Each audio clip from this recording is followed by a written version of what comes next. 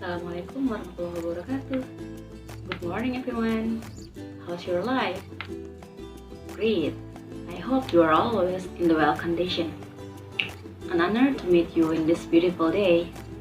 In this change, I would like to present is about what is English for specific purpose or ESP. Okay.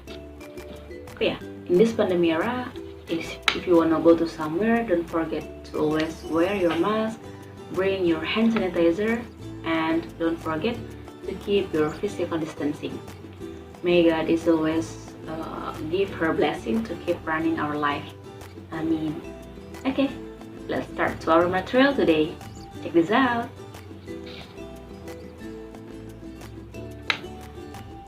Today's discussion is about the definition of ESP, the differences with EGP, it means English for General Purpose, growth of ESP, the characteristic of ESP, the types of ESP, the word specific in ESP, the 3 features of ESP, and the last one is about conclusion. The first one, we will learn about the definition of ESP. English for specific purpose. English for specific purpose is the teaching of English to students whose first language is not English, but who need it for a particular job, activity, or purpose. A learner-centered approach to teaching English as an additional language, which focuses on developing communicative competence in a specific discipline, such as academics, accounting, agrology, business, IT, teaching, and engineering. Students are also exposed to Canadian workplace for academic culture and real-world communication practice.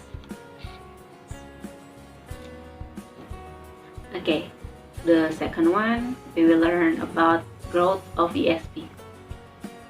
From the early 1960s, English for specific purpose has grown to become one of the most prominent areas of English for language teaching today. Its development is reflected in the increasing number of universities offering an MA in ESP. Example, the University of Birmingham and Aston University in the UK, and in the number of ESP courses offered to overseas students in English-speaking countries. There is now a well-established international journal dedicated to ESP discussion. English for specific purpose, an international journal. And the ESP-SIG groups of the IATEFL and TESOL are always active at their national conferences. In Japan, too, the ESP movement has slowed but definite growth over the past few years. In particular, increased interest has been spurred as a result of the Mombushi's decision in 1994 to largely hand over control of university curriculums to the universities themselves. This has led to a rapid growth in English courses aimed at specific disciplines. Example, English for chemists, English for educationists, English for advertisement, English for media, in place of the more traditional general English courses. The ESP community in Japan has also become more defined, with the JASET ESP-SIG set up in 1996, currently with 28 members, and the JOG and SIG to be formed shortly. Finally, on November 10 this year, the ESP community came together as a whole at the first Japan Conference on English for Specific Purpose, held on the campus of Aizu University, Fukushima Prefecture. Okay, the next one is about the differences with English for General Purpose. English for General Purpose refers to the context such as the school where needs cannot be readily specified. EGP courses are mostly focused on grammar, language structure, and general vocabulary. EGP courses are responsible to the general language acquisition and for the vast majority of learners, they are extremely useful. EGP helps students to cope with any subject matter course.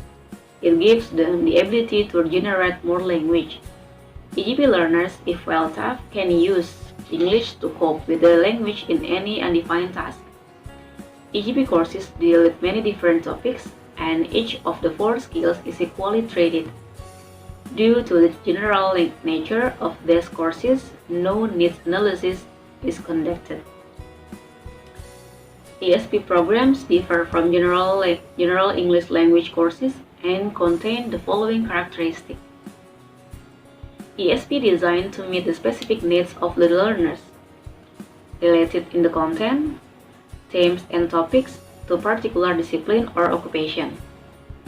Use authentic work-specific documents and materials, promote cultural awareness and seeks to improve intercultural competency.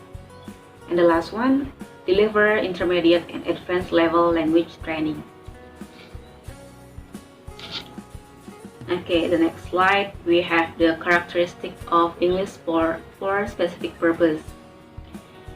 English for specific purpose has 2 characteristics. The first one is about absolute characteristic, and the second one, variable characteristic. In the absolute characteristic, has 3 points. The first one, ESP is defined to meet specific needs of the learners. ESP makes use of underlying methodology and activities of the discipline it serves. The third one, ESP is centered on the language appropriate to these activities in terms of grammar, lexis, register, study skills, discourse, and genre. Okay, for the variable characteristic, has 5 points. The first one, ESP may be related to or designed for specific discipline. ESP may use in specific teaching situation, different methodology from that or of general English. ESP is likely to be designed for adult learners, either at a tertiary level institution or in a professional work situation. It could, however, be for learners at secondary school level. The fourth one, ESP is generally designed for intermediate or advanced students. And the last one, most ESP courses assume some basic knowledge of the language system. Okay, the next one is about the types of ESP. David Charter in 1983 identifies 3 types of ESP. The first one, English as a restrictive language, example of a pilot or a waiter. The second one, English for academic and occupational purpose. The third one is about English with specific topics. In English as a restricted language, only used for specific context, knowing this type of English may not help to communicate effectively outside in the specific context. For the English for academic purpose or EAP, example, English for medical studies. And for the English for occupational purpose, for instance, English for technicians. And the last one, English with specific topics. It means uniquely concerned with anticipated future English needs. For instance, scientists requiring English for postgraduate studies or attending conferences.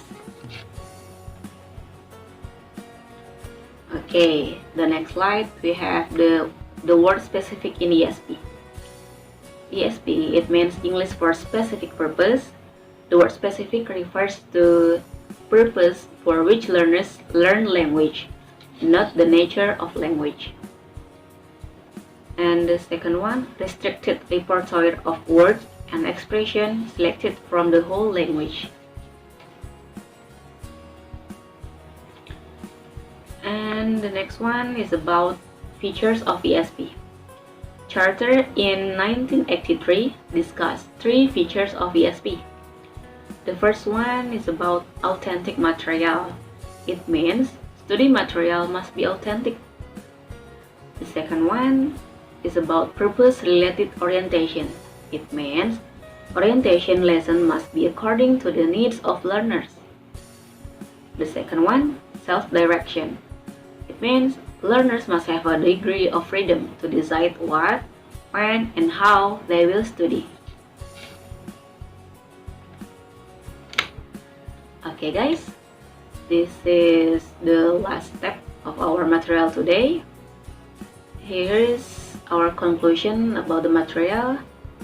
And the conclusion are, ESP English for Specific Purpose has emerged as a significant field in applied linguistics. It is mostly concerned with the learner's need for the specific field of the academic or occupation, restricted with skills of words and expression. Purpose of the learning the language are the areas to be considered in the ESP. Okay guys, I think that is enough. I hope that it will be beneficial for all of us. Okay, thank you guys. Wassalamualaikum warahmatullahi wabarakatuh.